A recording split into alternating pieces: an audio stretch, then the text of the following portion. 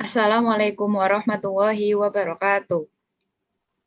Waalaikumsalam Waalaikumsalam warahmatullahi warahmatullahi wabarakatuh. wabarakatuh. Kami dari kelompok 5 akan mempresentasikan dan menampilkan PPT materi kami yang berjudul Etika dan Pekerja.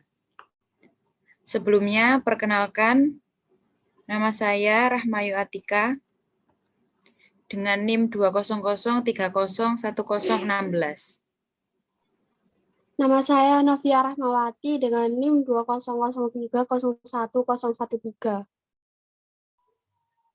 Nama saya Latifani Putri dengan NIM 20030101039.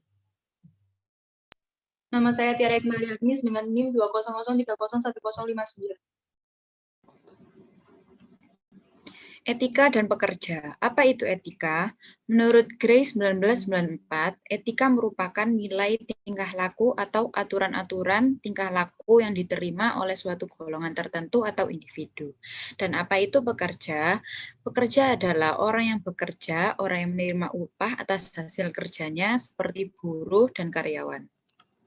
Etika kerja. Etika kerja merupakan rumusan penerapan nilai-nilai etika yang berlaku di lingkungannya, yang bertujuan untuk mengatur tata krama aktivitas para karyawan agar mencapai tingkat efisiensi dan produktivitas yang maksimal.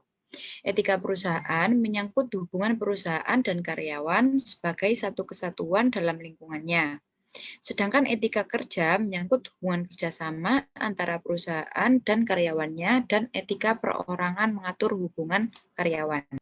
Hal-hal yang mendorong pekerja berperilaku etis dalam pekerjaan. Yang pertama, komunikasi yang baik. Yang kedua, ketentuan atau standar. Dan yang ketiga, keteladanan. Cara yang dapat ditempuh manajemen untuk meningkatkan moral tenaga kerja.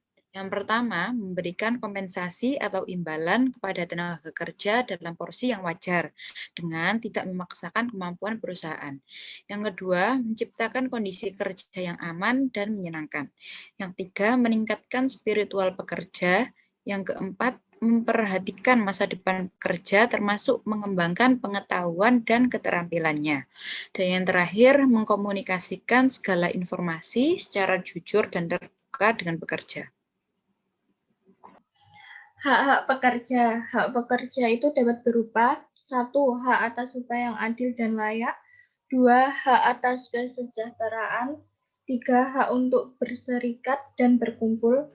4. Hak untuk mendapat perlindungan dan jaminan kesehatan. 5. Hak untuk diproses hukum secara sah dan PHK tanpa sebab. 6. Hak atas rahasia pribadi. Kewajiban karyawan terhadap perusahaan. 1. Kewajiban ketaatan. Karyawan harus taat kepada atasannya, karena ada ikatan kerja antara keduanya. 2. Kewajiban konfidensialitas. Kewajiban untuk menyimpan informasi yang bersifat rahasia, karena berkaitan dengan profesinya. 3. Kewajiban loyalitas. Karyawan harus mendukung dan merealisasikan tujuan-tujuan yang telah ditetapkan dan tidak melakukan sesuai yang merugikan kepentingan perusahaan. Dalam bekerja, setidaknya kita bisa mendasarkan pada prinsip dalam bekerja yaitu 1.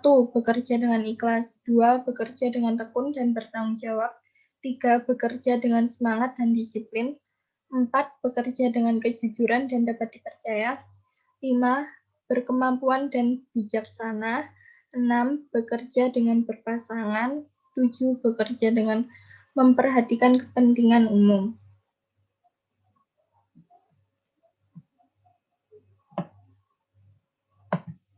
Masalah yang dapat timbul dan berhubungan dengan etika dalam bekerja yaitu berupa diskriminasi. Diskriminasi terjadi bila pekerja merasa diperlakukan tidak sama, misalkan karena berbeda ras, etnis, agama, usia, status perkawinan atau jenis kelamin, serta keanggotaan serikat buruh atau afiliasi politik. Contoh lain dari bentuk diskriminasi adalah pelecehan seksual seperti timbulnya suasana kerja yang mengancam, tidak bersahabat, dan memaksa. Mempengaruhi kinerja diri seseorang. Dan pembatasan dari kesempatan seseorang untuk memajukan karir. Whistleblowing merupakan tindakan yang dilakukan oleh seseorang atau beberapa orang pekerja untuk memberitahukan kecurangan yang dilakukan oleh perusahaan ataupun atasan secara pribadi kepada pihak lain, baik itu khalayak umum atau instansi atau juga atasan yang berkaitan langsung dengan yang melakukan kecurangan tersebut.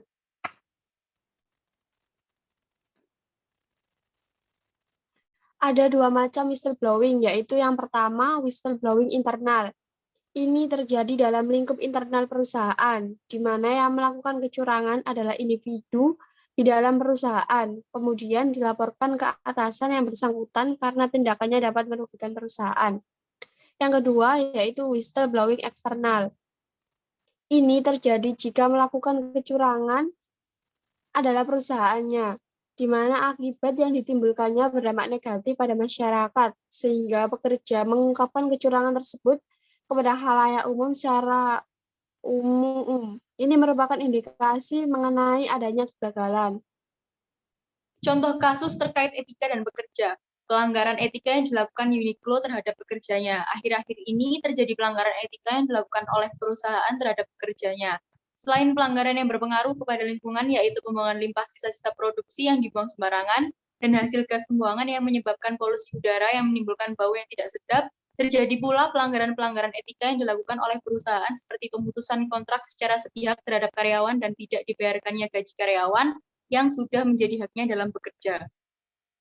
Perusahaan Fast Retailing ini merupakan perusahaan brand pakaian yang terkenal di Indonesia maupun di dunia.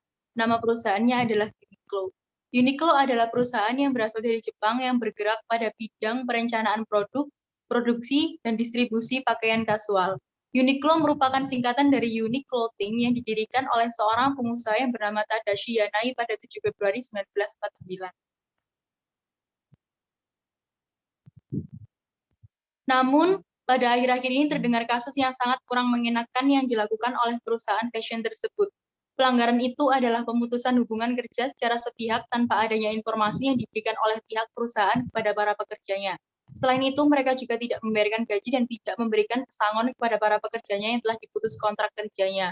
Pemutusan kontrak terjadi terhadap sekitar 2.000 orang yang mayoritas adalah pekerja perempuan setelah penutupan pabrik Jaba Garmindo yang sangat mendadak pada tahun 2015.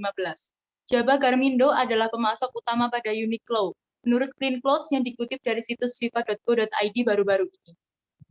Dampak dari pemutusan kontrak secara sepihak tersebut juga dialami oleh pekerja yang berasal dari Indonesia, yaitu Warni dan Yayat.